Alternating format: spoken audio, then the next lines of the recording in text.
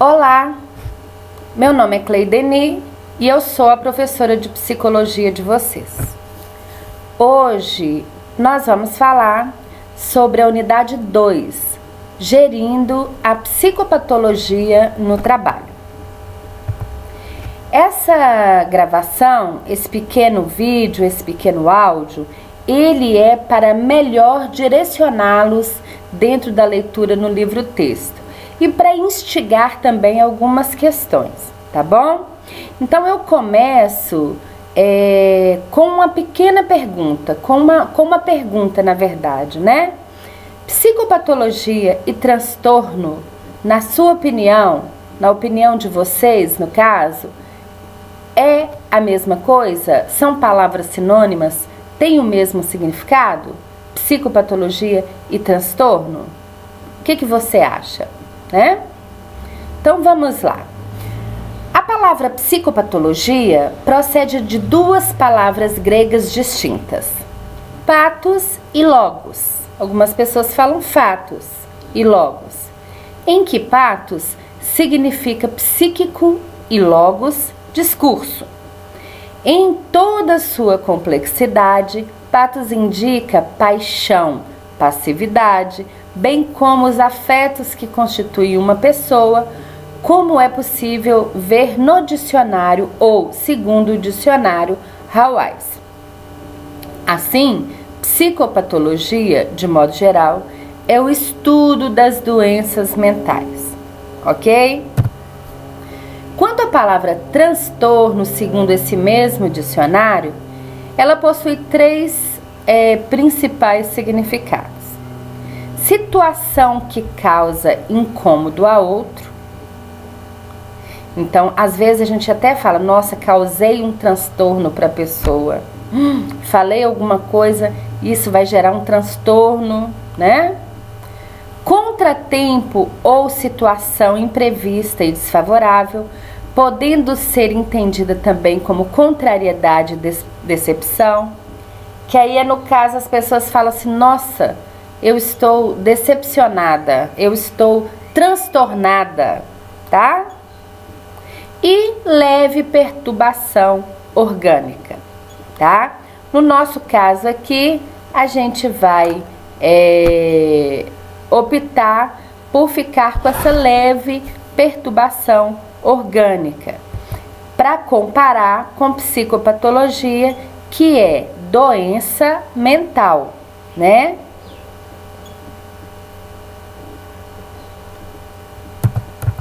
Então vamos lá. Por que você, gestor, tem que preocupar com adoecimento no trabalho, né? Adoeceu? Então o que tem que fazer? Tem que mandar para o médico, é assim que algumas pessoas falam, né? Mas não é só isso. Os problemas relacionados à saúde mental, eles afetam não apenas o próprio sujeito, mas também a família e a organização.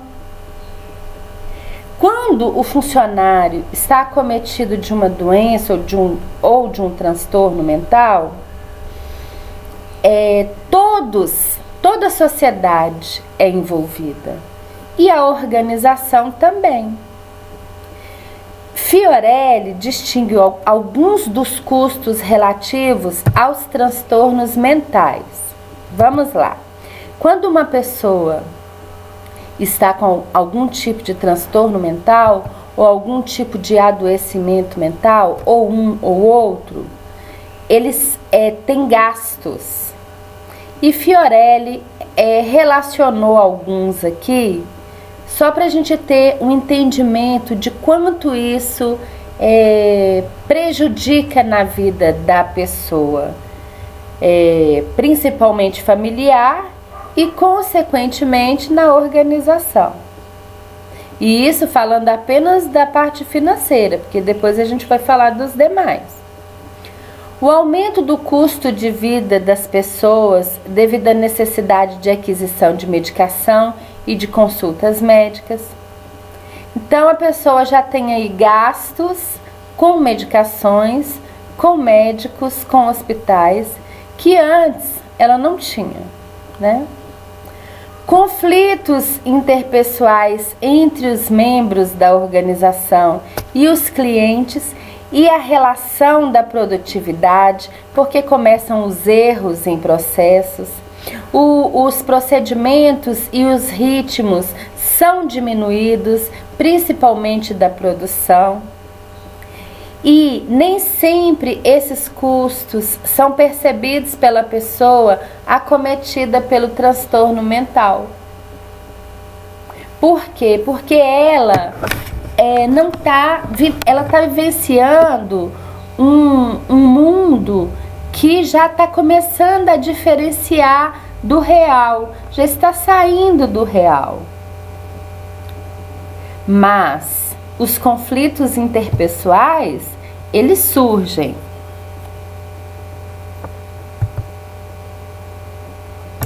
Então vamos falar primeiro do estresse. O que é estresse? Algumas pessoas falam assim, ai, eu tô estressado, ai, nossa, que estresse. Esse tipo de estresse é uma forma da gente falar que a gente está cansado. Mas o que nós vamos estudar agora é o estresse doença, tá? É o estresse distúrbio, tá? Então, o que é o estresse? É uma perturbação que pode levar a um distúrbio no bem-estar das pessoas, advindo de situações físicas e ou emocionais. Caso o indivíduo não consiga responder adequadamente a tal perturbação, poderá reagir comportamental, física e emocionalmente de modo incompatível com o bem-estar ou qualidade de vida saudável. Ao longo do tempo, o acúmulo de situações perturbadoras não tratadas pode levar a um comprometimento maior da saúde do indivíduo. Então, o estresse é um distúrbio mesmo que vai somando e ao longo do tempo, dependendo da reação do indivíduo, vai gerar um comprometimento maior da saúde do indivíduo. Ele vai adoecer. Na verdade, ele vai adoecer. Ele vai ter uma depressão ou vai ser acometido por uma outra doença, tá? Nas palavras de Robbins, há um modelo que aponta 3 dimensões geradoras ou fontes potenciais de estresse, quer seja o fator ambiental, o organizacional e o individual. Isto não significa dizer que todos que vivenciam situações semelhantes apresentarão sintomas de estresse. Então, a seguir, eu vou apresentar a vocês os 3 aspectos sobre a dimensão do estresse. Então, vamos lá. Pensando no fator ambiental, o que nós podemos observar, né? Situações inesperadas e mudanças repentinas, tornando-o turbulento, incerto, instável e complexo, devido às rápidas mudanças tecnológicas, econômicas, sociais e políticas. Então, o fator ambiental, quando tem algumas situações inesperadas e mudanças repentinas, quando torna turbulento, incerto, instável, quando as mudanças são muito rápidas, principalmente as tecnológicas, a ponto de você não conseguir acompanhar, né?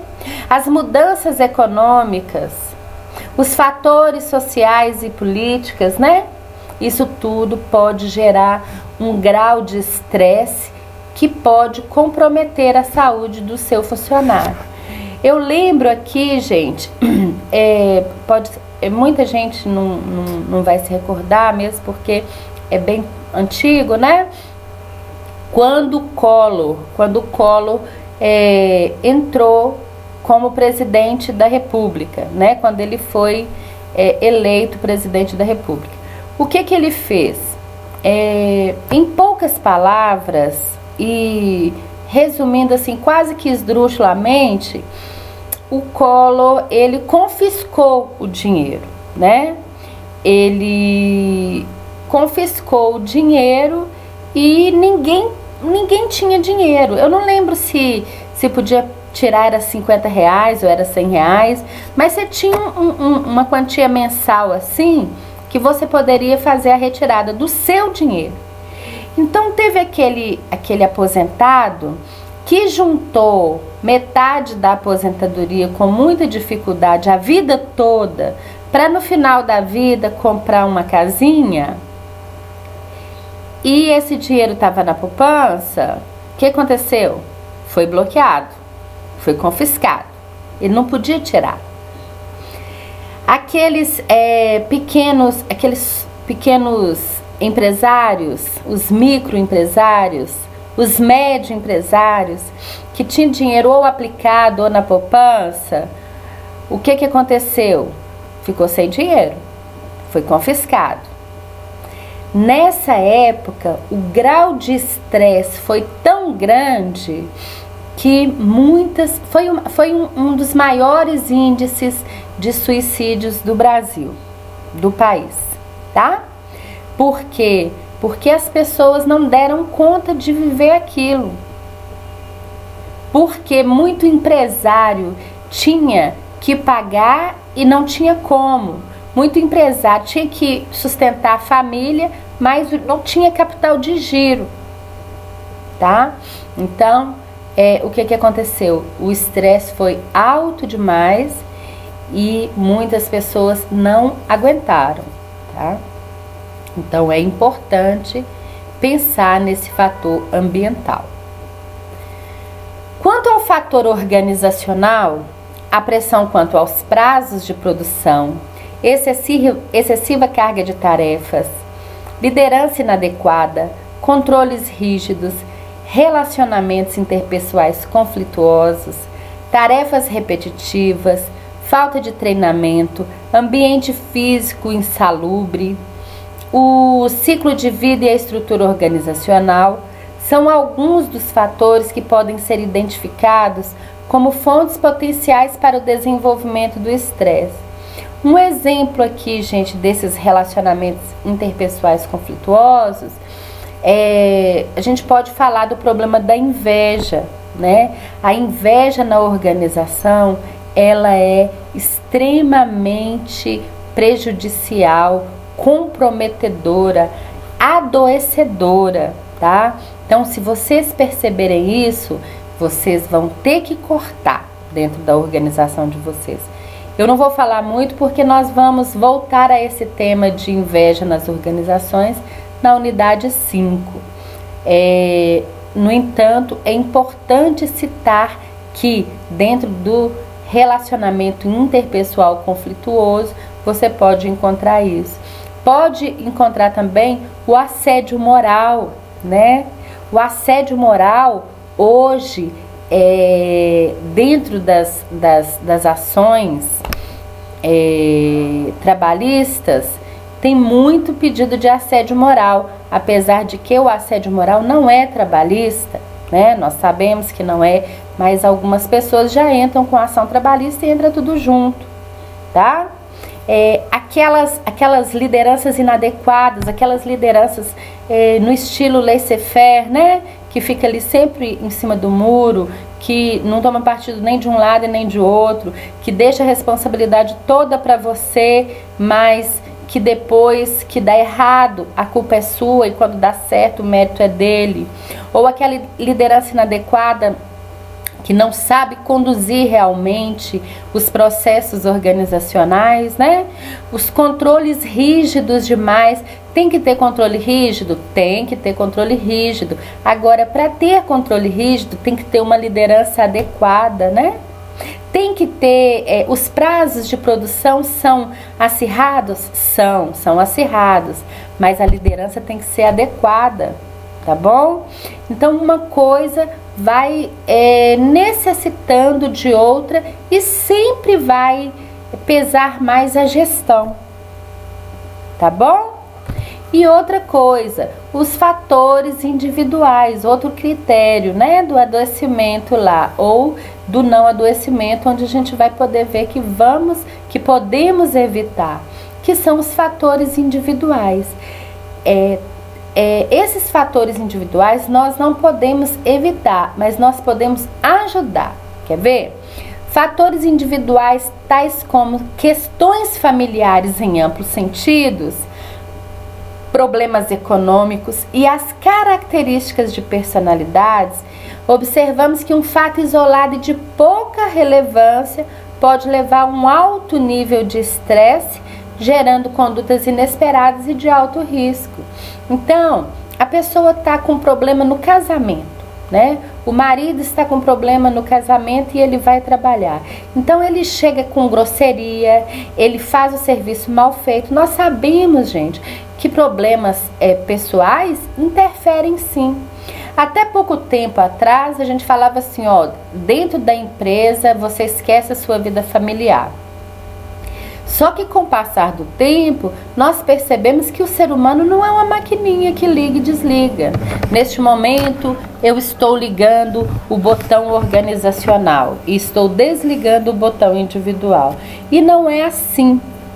É claro que quando nós interpretamos os nossos papéis, segundo ali a teoria de papéis, de Moreno, né? Quando nós interpretamos os nossos papéis, dentro de casa eu sou a mãe, a esposa, na empresa eu sou a gestora, na rua eu sou a amiga, a colega. Esperar esse avião passar, peraí. Na rua eu sou a amiga, a colega, né? Na sala de aula eu sou a professora, e isso a gente sabe muito bem. Só que quando nós estamos com problemas, nem sempre nós distinguimos bem esse papel. Tanto que mulheres, por exemplo, ficam mais choronas, porque a emoção, mulher é pura emoção, mulher é emocional, né? A emoção faz parte da vida da mulher, do homem também, mas a mulher tem uma característica maior nesse quesito. Então, o chorar é normal, pode chorar, não tem problema chorar, não, né? Não pode ficar chorando toda hora, mas no momento de explosão, pode chorar. E nesse caso, como gestor, o que você vai fazer, né? O que você tá chorando, amiga? Vem cá, vamos conversar. Dá o ouvido para essa pessoa, dá o ouvido para essa pessoa. Escute o que essa pessoa tem para falar, né? Você não vai poder resolver o problema dele ou dela, mas vai poder ouvir. Hoje em dia nós estamos carentes de ouvido, ninguém quer te ouvir, né? Então, nesses fatores individuais, não podemos evitar. Os organizacionais podemos, mas os individuais não. Mas nós podemos dar o nosso ouvido, dar a nossa atenção, tá? Evitar de dar conselhos, né? Ó, separa, não separa, não é isso. É ouvir. E trazer a pessoa para a realidade. Porque uma vez, pode parecer um pouco cruel, mas uma vez tinha um funcionário meu que estava, um colaborador da empresa, vamos dizer assim, que estava chorando muito. Ele era novinho, ele tinha 21 anos. E ele estava chorando, chorando, chorando. Falei, gente, o que aconteceu? Aí eu chamei o colaborador e perguntei, meu querido, o que está acontecendo? Não está normal isso, né? Você não é assim. E ele falou que ele estava separando da esposa. E ele tinha 21, mas já tinha 2 filhos. E são pessoas que são... que tinha uma condição financeira já avantajada, né? Já era bem financeiramente bem sucedido, mas que estava trabalhando porque queria ter o seu próprio sustento e por honradez queria sustentar seus próprios filhos, né? E eu disse para ele, eu falei, olha, eu entendo, eu compreendo perfeitamente o que você está vivendo, é uma situação muito confusa, muito difícil, Mas se você precisa do seu emprego, você tem que segurar a onda, porque caso contrário, você vai perder o seu emprego e vai ficar pior, né? Porque quem tinha a situação financeira já bem resolvida era a esposa, ele não, né? E eu senti que se eu não falasse aquilo, ele realmente não continuaria e acabaria perdendo o emprego. E para ele ficaria pior, porque a esposa já era bem financeiramente, né? Então ele ia ficar numa situação pior. E era um emprego bom, com salário bom, com uma posição boa. E depois disso ele realmente, eu trouxe para a realidade. Então, quando eu falei assim que pode parecer cruel, é porque quando eu conto isso em sala de aula, as pessoas falam, nossa professora, que maldade. Isso não foi maldade, não é uma maldade. Ao contrário, eu o trouxe para a realidade, porque ele já estava saindo da realidade, estava vivendo um mundo irreal, né? Ah, eu amo, vou morrer sem, não. Aí morrer, se entregar, né? Mas isso aí foi um caso isolado que pode acontecer na vida de vocês, ou com um homem, ou com uma mulher, e pode acontecer não, com certeza, dentro da gestão de vocês, vai acontecer, né? E aí, você vai direcionar de acordo com seu conhecimento sobre o funcionário. Cada caso é um caso, tá bom? E o estresse pós-traumático, o que é isso, gente? É um transtorno comum, mas não muito conhecido. Ele pode acometer crianças, adolescentes, adultos ou idosos. Ele é decorrente de um episódio ameaçador. Devemos entender que a recordação de um fato atemorizante, vivido ou presenciado originalmente, desencadeia o sofrimento posterior. Sendo assim, não é uma simples recordação, é um sofrimento que pode gerar alterações mentais e físicas. Vários autores, entre eles Fiorelis, assinalam que no cotidiano brasileiro, muitas vezes a população não se surpreende com atos de agressividade, inclusive banalizando a vida. E é isso que está causando maior adoecimento ainda, né? Então, resumindo aqui, o estresse pós-traumático é aquele estresse que acontece, que vem pós-trauma, tá? Vou dar um exemplo. Num assalto, tá? A pessoa não assusta, fica tão aterrorizada, o sofrimento vai ser tão grande emocional que todas as vezes que ela se recordar, ela vai viver o mesmo sofrimento. Não é uma lembrança, tá? Ela vivencia aquele sofrimento a cada vez que ela se recorda. É uma coisa terrível, tá, gente? O estresse pós-traumático também pode decorrer de acidentes durante a jornada de trabalho e os sintomas podem levar meses para surgir. Muitas pessoas podem se recuperar em torno de 6 meses, mas outras pessoas podem ficar com sintomas durante anos, tá? Então, eu já fiz um estudo de um caso que foi numa grande empresa em Timóteo,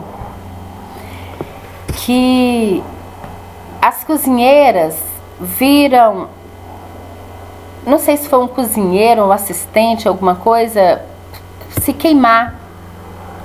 Então ele teve queimaduras assim de 80% do corpo e posteriormente vier a óbito.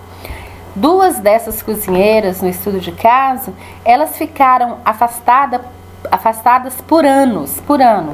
E quando retornaram, não era a mesma pessoa, né, gente? Não volta a mesma pessoa, não, tá? E aí acaba que posteriormente essas pessoas são demitidas, infelizmente, né? Depressão. A depressão é uma doença do organismo como um todo, que compromete o físico, o humor e, em consequência, o pensamento. A depressão altera a maneira de como a pessoa vê o mundo e sente a realidade, como ela entende as coisas, como manifesta as emoções, sente a disposição e o prazer com a vida. Ela afeta a forma de como a pessoa se alimenta e dorme, como se sente em relação a si próprio e como pensa sobre as coisas. A depressão é, portanto, uma doença, não é simplesmente estar na fossa ou um baixo astral, é passageiro. Também não é sinal de fraqueza, nem de falta de pensamento positivo, ou uma condição que possa ser superada apenas pela força de vontade ou com o esforço. Tem pessoas que falam que a outra está com depressão porque ela se entregou. Ah, fulano se entregou. Nossa, fulano é tão fraco. Fulano, ela não está com vontade de viver mais.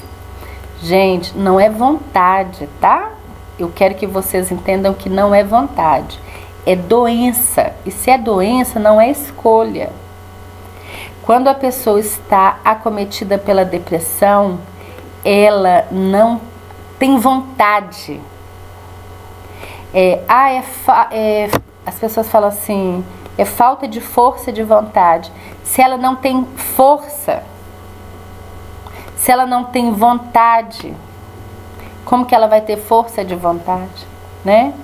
Então é uma indisposição acima do explicável organicamente.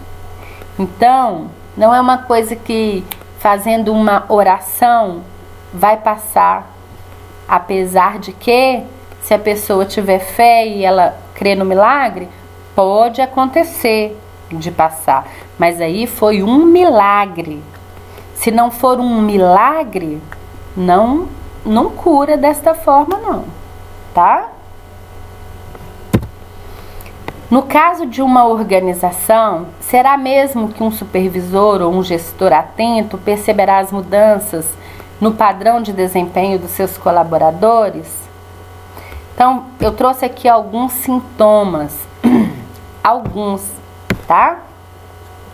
Perda de energia ou interesse, dificuldade de concentração, alteração do apetite, do sono ou do desejo sexual, lentidão das atividades físicas e mentais, sentimento do fracasso, pessimismo, dificuldade de tomar decisões, dificuldade para começar e terminar as tarefas, irritabilidade, inquietação, desesperança, achar que não vale a pena viver, desejo de morrer, sentimentos de pena de si mesmo, persistência de pensamentos negativos, sentimento de culpa injustificável, tá? Esses são alguns dos sintomas. E não é necessário que a pessoa apresente todos, não, tá, gente? Você deve ficar atento a esses sintomas. Um caso de você observar alguns deles no seu colaborador, você vai encaminhá-lo para um profissional qualificado para fazer o diagnóstico, tá?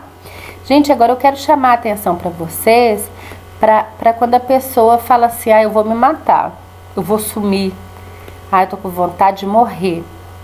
Isso é um pedido de socorro, tá? A gente costuma ouvir algumas pessoas falar assim, quem fala não faz. Quando a pessoa está com depressão, ela avisa antes, isso é um aviso. Ninguém suicida. Dentro dos estudos que eu fiz, não há relatos que houve ou que houveram suicídios sem a pessoa avisar antes. E o aviso é através de pedido de socorro, né? Aliás, esse aviso é um pedido de socorro. Quando a pessoa fala assim, eu vou me matar, ela está quase falando assim, me ajuda, por favor. Então preste mais atenção nisso. Abandone aquele dito popular de que quem fala não faz. Quem fala está pedindo socorro porque realmente não quer fazer. Ninguém quer morrer não, gente. Mas aí, às vezes ela está se sentindo tão impotente, tão fracassada, tão sem amor, ela às vezes está achando tanto que não vale a pena mais viver e que ninguém vai sentir falta dela, que ela começa a falar assim, olha, eu vou me matar, porque aí as pessoas vão ver o quanto que eu fazia falta.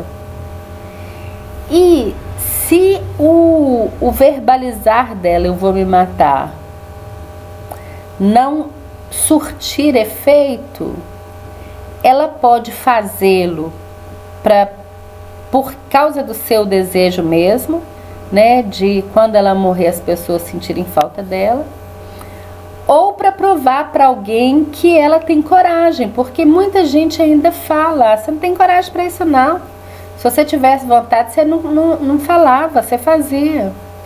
Então fiquem bem atentos, isso é muito sério, ok? Transtorno do sono. Pesquisas feitas nos Estados Unidos mostraram que aproximadamente 1/3 da população tem algum problema com sono.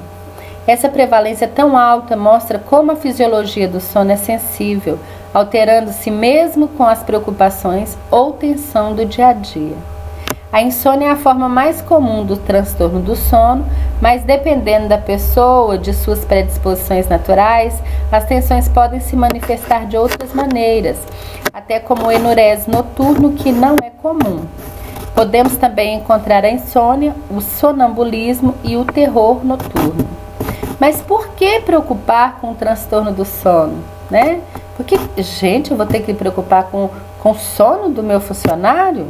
Bom, de acordo com o que foi apresentado, podemos compreender que a nossa capacidade cognitiva, ou seja, o raciocínio, o julgamento, a percepção, a interpretação, dentre outras funções superiores, fica prejudicada devido aos transtornos do sono. Nossa concentração é reduzida, ficamos irritados facilmente. Além disso, se a concentração é reduzida, pense nos funcionários que trabalham com máquinas perigosas, né? Pense num policial. Pense dentro da sua gestão quais são as profissões, os cargos ali que podem prejudicar a outra pessoa, prejudicar a si mesmo e prejudicar a organização por causa dessa falta de concentração, né? E no caso de ficar irritado facilmente, vamos pensar nas relações interpessoais, vamos pensar nas relações com os clientes, né? Então, como as nossas relações interpessoais ficam comprometidas com o nosso estado de ânimo alterado, né? Então, tem que preocupar com o sono, sim. E o alcoolismo, gente, que ainda tem muita gente achando que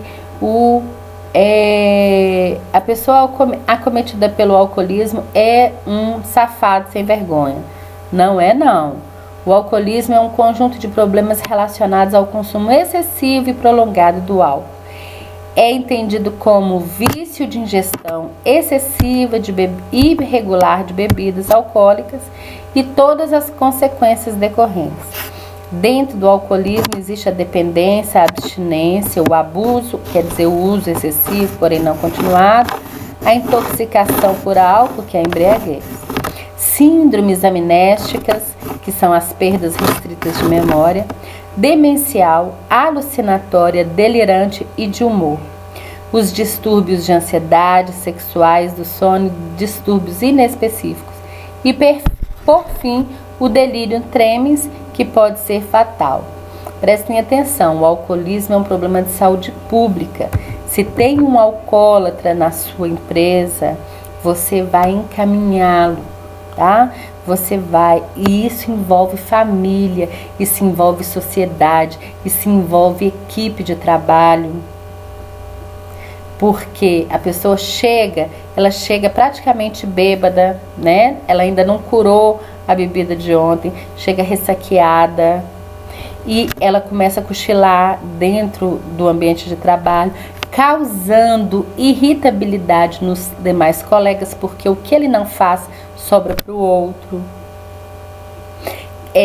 Sofrendo inclusive bullying.